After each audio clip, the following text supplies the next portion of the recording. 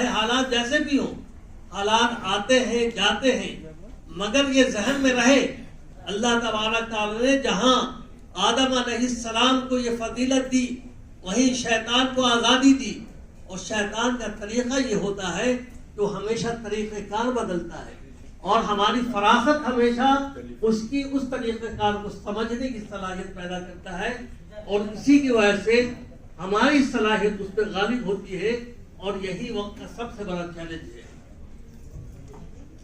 تیسری بات جو بہت اہم ہے، یہ مان کے چلیے کہ دستور کی عظمت، انسان کی غلامی، انسان کو جو پامال کیا جا رہا ہے، انسان کو جو مختلف طرح سے بانٹا جا رہا ہے، اس سے بچانا، کیونکہ انسان کی وہ اولاد ہے،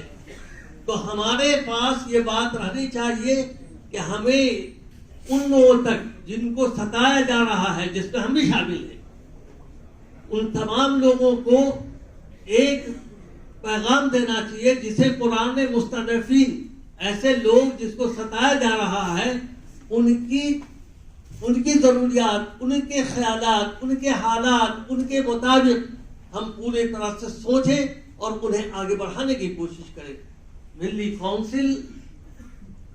ان تمام چیزوں سے بلند ہو کر تمام انسانیت کو ایک یونٹ مان کر، اور تمام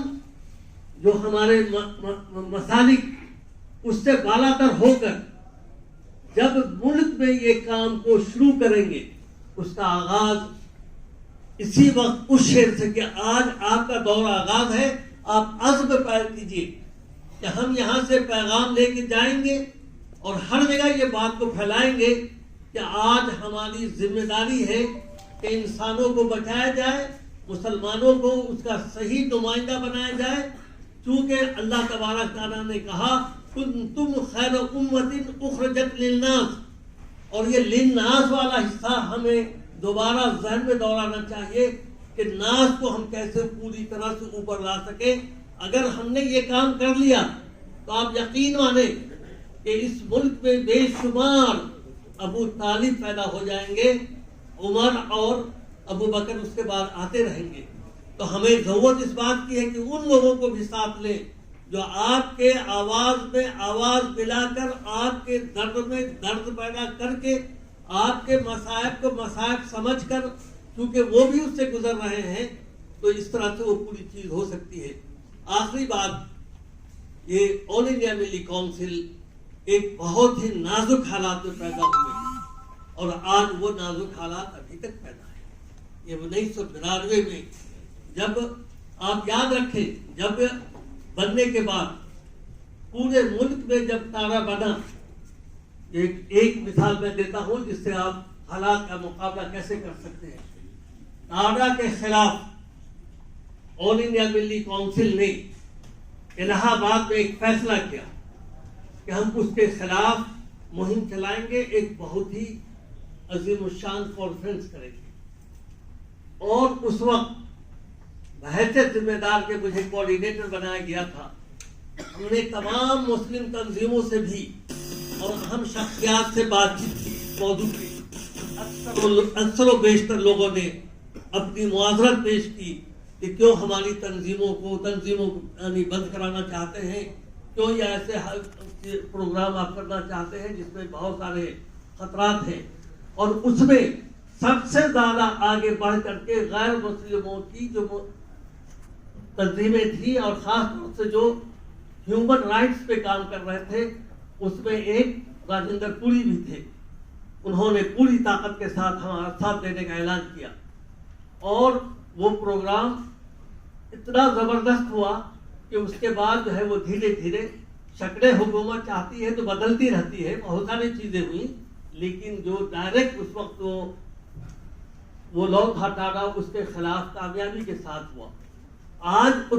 آج کے حالات یقینی طور پہ اس سے بھی بدتر ہے، مگر یہ یقین کے ساتھ میں کہتا ہوں کہ اگر ہم یہ فیصلہ کرتے ہیں کہ دستور کی بالادستی، قانون کی بالادستی اور قرآن کی دعوت، قرآن کے پیغام ہر ایک تک ہم پہنچاتے ہیں، تو یاد رکھیں کہ دستور کا جو پریمبل ہے وہ 4 چیزوں پہ قائم ہے. جسٹس سبھی کے لیے، جسٹس، اکوالٹی، فریٹرنیٹی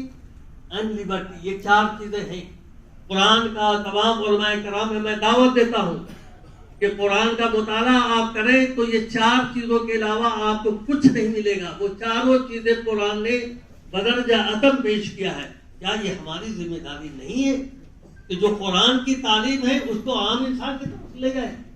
اور جب یہ قرآن کی تعلیم ہے تو ہمیں کیا تکلف ہے کہ اس کو سامنے نہیں لے جانا ہے؟ کس چیز کا خوف ہمیں ستا رہا ہے؟ جان دی اسی کی، اس سے زیادہ تو کچھ ہونا نہیں. تو آپ اس کو عزم کے ساتھ لے کے چلیں. یہ اس بیک گراؤنڈ میں جب تارا کا پروگرام ہوا وہ تاریخی ہوا، اور انشاءاللہ ملی کونسل نے 3 سال پہلے ایک بہت اہم فیصلہ کیا تھا. ممکن ہے کہ جنوری میں انشاءاللہ، آج باقی ایجنڈے پہ جب بات ہوگی تاریخ متعین ہو جائے گا. وہ یہ تھا کہ ہم نے ایک فیصلہ کیا تھا میثاق اتحاد بین المسلمین. اب ہم یہ کوشش کرنے جا رہے ہیں کہ جنوری میں کوئی تاریخ کو طے کریں گے کہ پورے ہندوستان میں تمام جو تنظیمیں، مسالک، سبھی کی طرف سے ایک ایسا پروگرام دلی میں ہو جہاں یہ پیغام جا سکے کہ تمام مسلمان لا الہ الا اللہ کی بنیاد پر تمام انسانیت کو سامنے رکھتے ہوئے اور دستور کے پیمانے کو بھی سامنے رکھتے ہوئے قرآن کے پیغام کے روشنی میں یہ پروگرام کو منعقد کریں گے، تاکہ ہماری حوصلہ بھی پیدا ہو، ہمارا عزم بھی ابھر کے آئے، فیصلہ پرو ایکٹیو ہونے، ایکشن ہو پرو ایکٹیو رہے گا.